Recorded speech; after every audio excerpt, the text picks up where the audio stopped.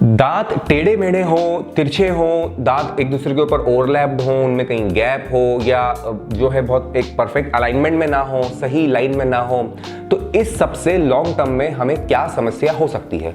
आखिर क्यों हम ब्रेसेस या लाइनर या कुछ और करके हमारे दांतों को एक परफेक्ट लाइन में लाएं, अलाइनमेंट में लाएं, ऐसी क्या जरूरत हमें है, क्या समस्या टेढ़े मेढ़े दांत हमें देंगे, ये इस वीडियो में मैं डॉक्टर अंकित आपको बताऊंगा।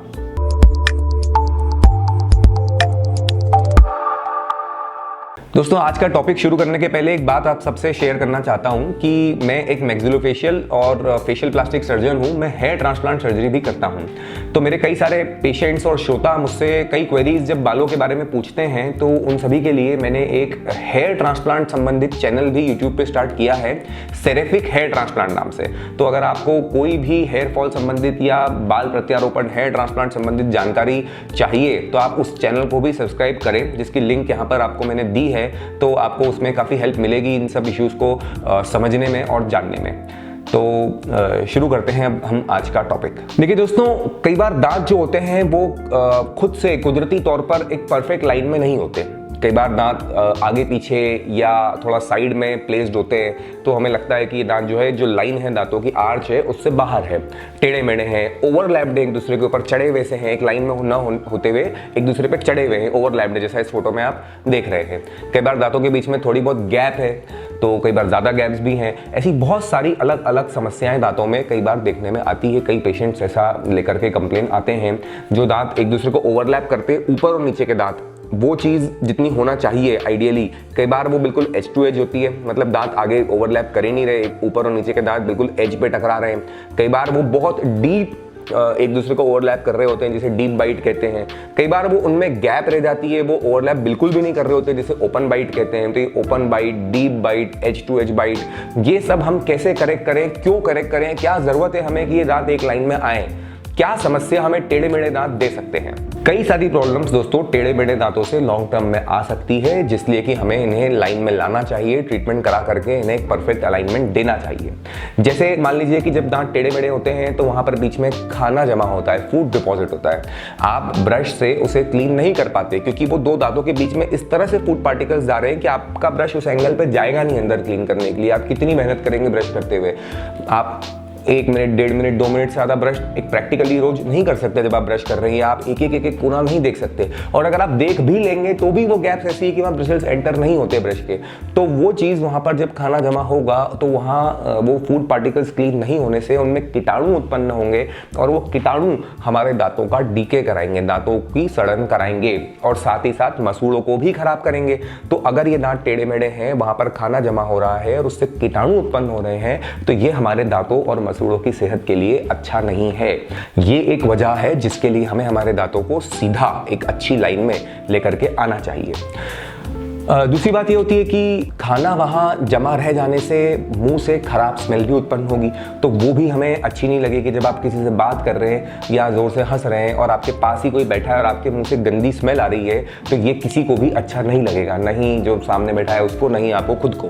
तो ये भी एक वजह है कि हमें वो चीज़ एलिमिनेट करना चाहिए। वो जो प्रॉब्लम हमारे दांतों के अलाइनमेंट में है, जिसकी वजह से ये हो रहा है, उसे हमें ठीक करना चाहिए। कई बार ऐसा भी होता है कि दांत हमारे कुछ इस तरह से पोजिशन होते हैं कि हमारे होंठ आपस में पूरी तरह से बंद नहीं होते, जिसे लिप इनकॉम्पिटेंसी कहा जाता है। लिप इनकॉम्पिटेंसी मतलब कि आप जब रेस्टिंग फेज में हैं, जब आप बात नहीं कर रहे हैं या स्माइल नहीं कर रहे हैं, कुदरती तौर पर उस वक्त आपके होंठ आपस में मिलना चाहिए और आपका मुंह बंद होना चाहिए, लेकिन आपका मुंह खुला रह जाता है, क्योंकि अगर आपके दांत जो है वो बीच में आ जाते हैं और दांत जो है बाहर की तरफ पोजिशन है, तो होंठ आपस में बंद नहीं हो पाते। कई बार सोते हुए भी ऐसा होता है, आप देखिए कुछ लोगों का मुंह खुला रह जाता है सोते हुए।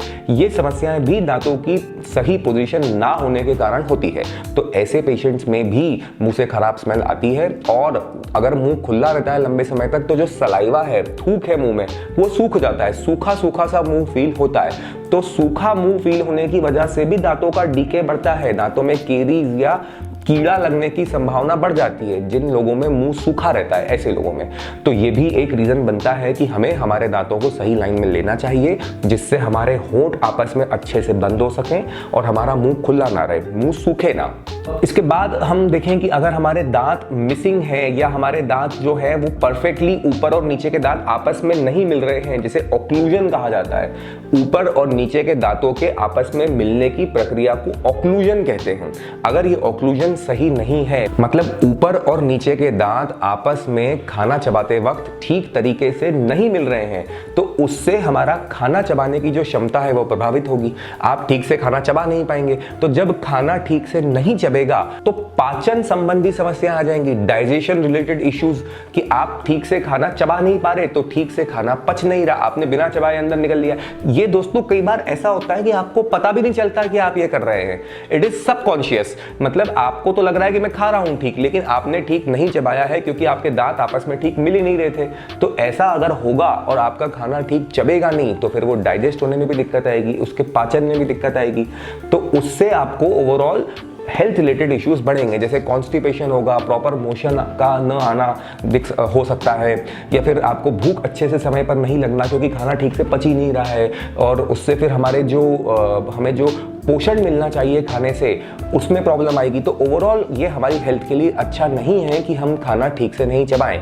आप एक ट्रेडिशनली भी घरों में सिखाया जाता है बच्चों को कि भाई खाना ठीक से चबा करके खाओ, तो खाना ठीक से चबने का बहुत बड़ा रोल है, वो हम एक अलग वीडियो में डिटेल में डिस्कस करेंगे। बहरहाल यहाँ पर ये मैं समझाना चाहता हूँ कि अगर आपके दांत ठीक से नहीं मिलेंगे तो खाना चबाने में दिक्कत आएगी, जिससे कि बहुत सारे हेल्थ रिलेटेड इश्यूज होंगे। तो हमारे दांत ठीक मिलने चाहिए और सही आपस में उनका तालमेल होना चाहिए। अगर हम खाना ठीक से नहीं चबा पाते हैं तो इससे एक और चीज होती है कि हमारे दांत ठीक नहीं मिल रहे हैं, तो हमारे इस जॉ के जॉइंट पे, जबड़े के जॉइंट पे एक्स्ट्रा लोड आता है, अनवांटेड लोड आता है। देखिए, हम जब खाना चबाते हैं तो ये किसके माध्यम से चबाते हैं? हमारे जबड़े के जॉइंट के माध्यम से। ऊपर और नीचे की हड्डी, ऊपर के जबड़े की और नीचे के जबड़े की हड्डी आपस में मिलना चाहिए, तभी दांत पे दांत मिलेंगे। तो ये जो दांत पे दांत मिलने से लोड जो जनरेट होगा, फोर्स जो जनरेट होगा, ये अल्टीमेटली कौन बेयर करेगा? हमारे जबड़े का जॉइंट।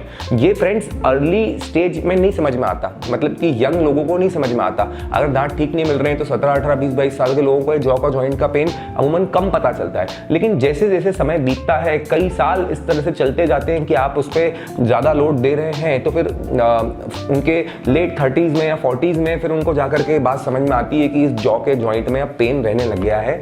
और अगर इसमें जॉइंट में एक बार पेन आ जाता है तो फिर वो बहुत मुश्किल से पूरी तरह से ट्रीट होता है, फिर उसे हमें सिम्टोमेटिकली मैनेज करना पड़ता है। कंजर्वेटिव अगर हम ट्रीटमेंट करना चाहें तो वो चीज़ एक हमेशा का प्रॉब्लम पेशेंट्स के लिए बन जाती है। तो इसलिए भी ये ज़रूरी है कि आपके दांत जो है ठीक तरीके से मिलें और ठीक लाइन में हो।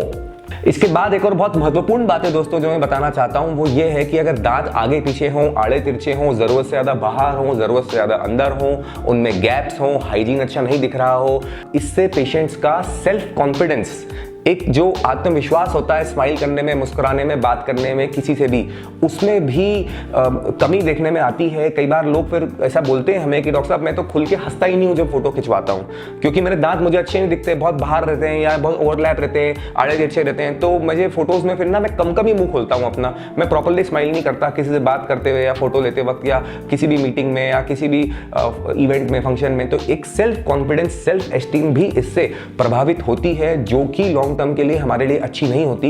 देखिए, आप जिस भी प्रोफेशन में हैं, जो भी काम आप करते हैं, जिस भी स्टेज की आप लाइफ से गुजर रहे हैं, आपका लोगों से इंटरेक्ट करना, लोगों से बात करना और वो एक कॉन्फिडेंटली करना बहुत ही ज्यादा मायने रखता है। जिस भी लेवल पे आप हैं दोस्तों, जिस भी प्रोफेशन में आप हैं, आप अपने कलीग से, अपने प्रोफेशनल, अपने क्लाइंट से या किसी से भी आपको कॉन्फिडेंटली बात उसमें करना बिल्कुल ज़रूरी होता है। और एक अच्छी मुस्कुराहट बहुत इसमें आपके लिए हेल्प करती है। और अगर वो अच्छी नहीं होती है, आपका सेल्फ कॉन्फिडेंस बात करने में, स्माइल करने में इस वजह से नहीं है, तो ये भी आपके प्रोफेशनल फ्रंट पे, पर्सनल फ्रंट पे अच्छी बात नहीं है। आपकी पर्सनालिटी डेवलपमेंट को ये चीज़ ऑब्स्टेकल बनेगी।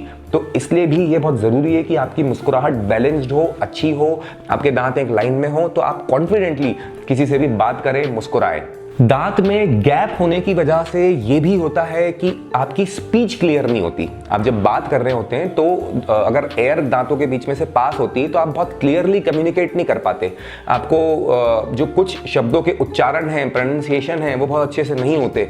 तो ये भी एक अच्छी बात नहीं होती आप जब किसी से बात करें और अगर आप प्रॉपरली प्रोनाउंसिएशन नहीं कर रहे हैं, कुछ शब्दों का उच्चारण आप अच्छे से नहीं कर पा रहे हैं, श को स बोलने में आ रहा है या इस तरह की समस्या आपके साथ हो रही हैं, तो ये भी एक संकेत है कि आपको आपके दांत लाइन में लेना चाहिए, उन गैप्स को खत्म करना चाहिए। तो दोस्तों, मैंने आपको समझाया कि दांत टेढ़े मेढ़े होने से या एक लाइन में नहीं होने से क्या समस्याएं हो सकती हैं, क्यों हम उन्हें ट्रीटमेंट करा करके एक लाइन में लें, क्या इम्प्लीकेशन इसका हमारी हाइजीन पे, हमारे सेल्फ कॉन्फिडेंस पे, हमारे बोलने की कैपेबिलिटी पे, हमारे जॉ जॉइंट की हेल्थ के लिए, हमारे डाइजेशन की हेल्थ के लिए क्या क्या इसके इम्प्लीकेशन होते हैं, ये बात आपको समझ में आई।